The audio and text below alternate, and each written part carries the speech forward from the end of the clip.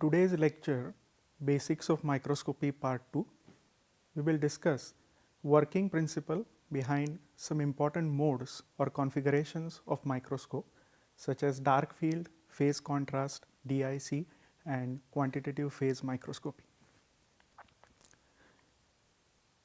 I will briefly review some basic concepts of Brightfield microscope that were discussed in the first part and those which will also be found useful in today's discussion. A bare bones Brightfield microscope looks as shown in this figure. There is illumination with wavelength lambda and it illuminates the sample. The imaging is performed by using this objective lens and the image is recorded by image sensor which is placed in the image plane. The most important parameter relative to this microscope objective is the NA or numerical aperture of the objective. It is defined as n times sin theta, where n is the refractive index of the medium surrounding the microscope objective and theta is the angle which is shown as the acceptance angle cone shown in this figure. NA is very important because it decides the lateral and depth resolution of our microscope. The lateral resolution delta x is given by lambda divided by NA and the depth resolution of the microscope is given by delta z is lambda divided by NA squared. So, in order to obtain better resolution, we should have as high NA as possible. In a Brightfield microscope, the image contrast is typically provided by differential absorption of light at different parts of the sample or the cell. So, if you stain the sample with some dyes, they will absorb different light and the image will then show this contrast. The modalities that I want to discuss today are actually meant for imaging unstained or minimally processed samples. These are very valuable because it is important for keeping cells in almost live conditions. But there is a basic problem. The problem is that most cells are actually almost transparent and as a result, when you do bright field microscopy with transparent samples, unstained samples, the image has a low contrast. For example, let us look at an image of unstained RBCs. You can see that there is a lot of bright background because all parts of the sample transmit light almost equally. The image features that may be of interest cannot be distinguished very easily because of this bright background. So, all the modalities that I am going to discuss today are going to address this problem, how to handle this issue of bright background and seeing features which appear very weak because of transparency of the sample. Before we get into these modalities like dark field or phase contrast, I would like to add one more concept which is the concept of image plane as well as Fourier plane of a microscope system. We have already discussed the image plane. For example, if you have this microscope where there is a illumination and a sample and an objective, then image plane is something where we put the sensor or where the image of the sample is made. There is also one more plane of interest in the microscope which is actually called as the Fourier plane. So, Fourier plane is where the image of the source of light is formed. So, you can see that the source of light is behind the sample. So, it gets imaged at a plane which is different from the image plane or the sensor plane. Now, what is interesting is that we can put some filter or mask in this plane and modify the eventual look of the image that we have on the sensor. So, the first in this kind of example is that of dark field imaging. So, suppose we have a weakly transparent sample, then most of the light that will go through this sample will be direct light or unscattered light, but very little light will actually get scattered, weakly scattered and spread out in different angles. What happens is that if you just think of direct light, then it actually gets focused at the center of the Fourier plane, because here as shown the source is at infinity and so it gets focused at the back focal plane of this objective lens. The scattered light, that is due to scattering from the sample, is not at the center of the Fourier plane, but it is present at other locations in the Fourier plane. Now, if you want to block the direct light, the simplest thing one can do is to put a black dot or opaque dot at the center of the Fourier plane. If you do this, then the light that reaches the image sensor is only the scattered light, and so the image is formed only with scattered light with minimal background. As an example, you can look at dark field image of RBCs. You can see that RBCs do not have much features inside, and as a result, what you see mostly in this image are edges. That is where most of the light scattering happens. One drawback of this modality is that you have blocked a lot of light, which was the direct light, and it is highly inefficient in terms of using your illumination, because most of the light that is going through the sample is actually blocked and not used for image formation. So, very little light is actually available for image formation. The modality of phase contrast actually tries to use this direct light as well. But before going to phase contrast, we would like to consider this concept of phase front of the light. Although we have said that light passing through a transparent sample is not getting absorbed, one question to ask is that does this light beam actually know that it has passed through a transparent sample? Meaning, is there any imprint of the sample on this light beam? And the answer is yes. What happens is that suppose we think of a beam of light going through the sample, then this red line, horizontal line that is shown, is a plane of constant phase. As this light passes through the sample, different parts of this phase front or wave front, as it is also called, actually suffer different optical path. They see different optical path. For example, if we go through just the liquid around the cell, then the light beam is essentially going straight through. It sees only the path through the surrounding medium. Whereas if it goes through this cell, which is shown as a cartoon blob in the center of this rectangle, then the index in the cell may be different, and as a result it gains more phase, and as a result the red wavefront that is shown beyond the sample gets distorted. Typically everybody is familiar with light rays rather than wavefront, but light rays are simply arrows that are perpendicular or normal to this constant phase surface at each location. More formally, the phase of this wavefront phi xy at a location xy in the sample can be defined as 2 pi divided by lambda times n, which is the cell refractive index, times L xy, which is the thickness of the cell sample at that particular location xy. We will now consider phase contrast imaging, which is very similar to the dark field imaging idea, except that now the place where the direct light is focused at the center of Fourier plane, instead of putting an opaque dot, you put a 90-degree phase shifter. It is essentially some kind of a quartz crystal which will give you a 90-degree phase shift in the light beam. If you work out the wave theory, it can be shown that the image intensity is approximately related linearly to the phase function phi xy. So now we have not lost this direct light, we have actually utilized this direct light and formed an image which is approximately equal to this phi xy. In a realistic microscope which has phase contrast mode, typically you do not put a phase shifting dot there, but instead there is a ring that is used.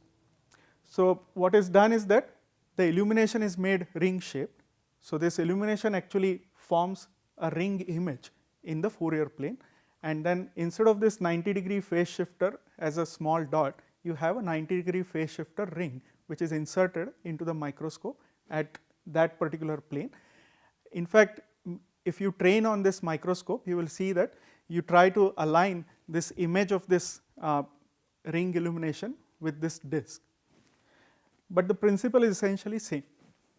If you look at these RBCs now, with in fact this idea that 90-degree phase shifter can give rise to a high contrast image has actually won a Nobel Prize. It was given to Zernike in 1953. An example of phase contrast imaging is shown here. You see that the RBCs are now seen as shown in this diagram. Now, this contains lot more information than the simply highlighted edges, mainly because now we are trying to get an image which is approximately the phase function. So, some structure within the cell is also seen, but at the same time you see that there are some artifacts like a halo artifact around each cell. The reason for these artifacts is that the image is not exactly same as the phase function, but approximately same as the phase function. There are other terms that also actually come out of wave theory and they contribute to this halo formation. But still we are better than simple bright field image. The third modality, which is also quite similar to phase contrast, is actually DIC or differential interference contrast. In this modality, the principle of polarization of light is used. I will not go into details of this, but just explain what happens briefly. So, the illumination is first passed through a polarizer at 45 degree along with a Wollaston prism, and it creates two wavefronts of light. One is X polarized phase front, another is Y polarized phase front. They are slightly shifted or relative to each other in a transverse plane.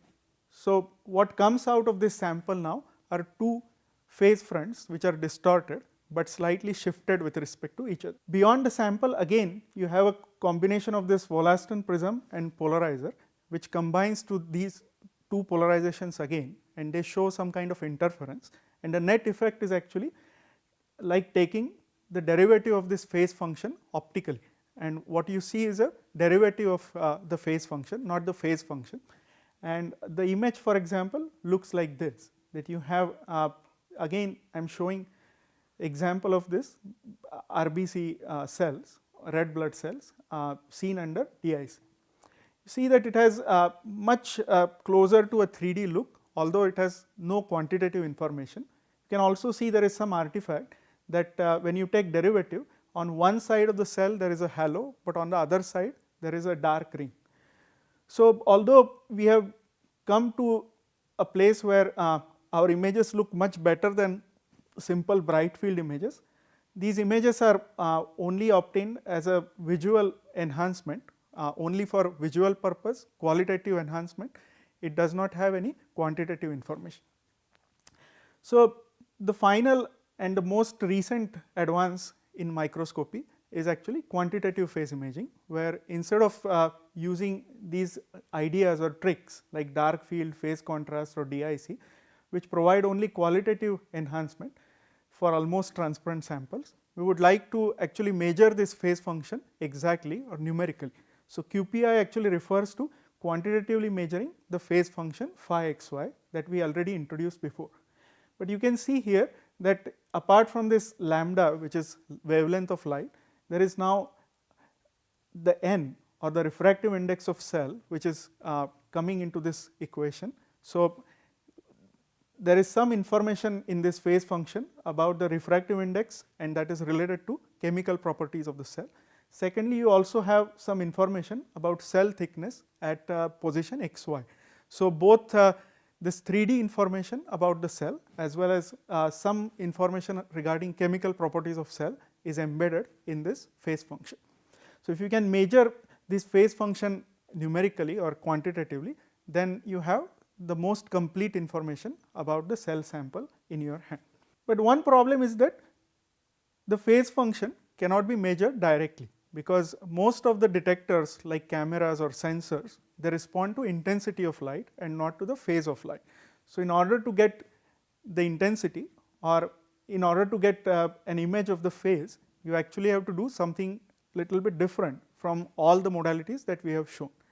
What you have to do is use the principle of interference. So, here is a QPI system example, which typically is called as digital holographic microscope or DHM. The idea here is that you start with a coherent illumination like a laser. It does not have to be very high power, you can have a few milliwatt laser which is very weak, and what you do is at the beginning, before you send this laser beam onto the sample, you actually split it using this beam splitter. So, one beam that is shown as O beam here, it travels through the sample and through the microscope objective and goes all the way to the camera, whereas the second beam, which is shown as R beam or the reference beam, travels almost equal path through air. So, it does not go through the sample, but now it acts as a reference beam for interference. So, these two beams, reference R and object O, actually interfere at the CCD or CMOS sensor, and what you record are typical interference fringes. These interference fringes do not look like usual bright field image, they are coded, it is a coded raw image, and it has to be processed through computer through some numerical algorithms to recover the cell image of the or the image of the phase function. So, typically this bright field raw image would look something like this, but the coded hologram or interference pattern of these cells will look like these straight line fringes. You can see that wherever there is no sample or there is no cell, the fringes are typically straight line fringes, but whenever they encounter a cell, the fringes, the phase there changes, and so the fringes actually bend, and this bending of fringes actually contains all the information about the phase function that we are interested in. So, typically working of this DHM goes like this. It is again I am showing unstained RBCs. So, there is a bright field image here for comparison, and the coded raw DHM image is also shown for comparison. So, you can see immediately that the raw data that is recorded in this DHM does not have too much of visual meaning unless it is processed numerically. So, in this sense you can consider this microscope as a computational microscope, not as a direct visualization microscope. But the point is that now by combining this coded way of recording image and adding the image recovery algorithm, you actually acquire lot more information than what is there in the bright field image. So, typically the coded raw DHM image, if you pass through an image recovery algorithm which requires fairly sophisticated mathematics, you can get a phase image which is shown here. The phase image actually represents, as I already told you, it contains the information about refractive index of the cell at each location and also thickness of the cell. In fact, it is a product of the two. So, you can see this is an illustration where we have also shown a small part of this phase image zoomed. But now the point is that this information that you get has a meaning in terms of a 3D image. For example, you can think of this phase surface as a surface height variation of the cell sample. So, as shown here, for example, an RBC looks like a donut, which is well known that RBCs have this type of shape, and you can see that once you have this type of image quantitatively, then you can measure lot of parameters relevant to the cell, like the volume of cell, surface area or surface characteristics of the cell. You can do lot of things when you have these numbers. So, you can understand that typically when you look at the cells under bright field mode or even under phase contrast or DIC modes, you do not really have quantitative information about what you have there that relates to the chemical properties of the cell. Okay. But with a QPI or quantitative phase imaging microscope, you actually have full quantitative information about the cells. You already have the bright field like image, but on top of it you can also get this 3D information. So, this additional axis of information that you have can have lot of applications, although this modality is not very popular till now. It is an emerging area, and I think in future this type of images will have lot of diagnostic or basic bioscience applications. So, in summary, I have discussed today the dark field, phase contrast and DIC modes that are well established and readily available in most standard microscope. these provide us visual enhancement of contrast, but no quantitative information. The quantitative information can be used, can be obtained through QPI or holographic microscopy. This is an emerging modality again, and it is suitable for getting most complete information about live unstained cells. So, you have not disturbed the sample in any way, very minimal chemical processing or wet lab processing is required. And I think there is meaning, as students you should be very much aware of this modality, because in future this is going to make a lot of important contributions to diagnostics or basic research. Thank you.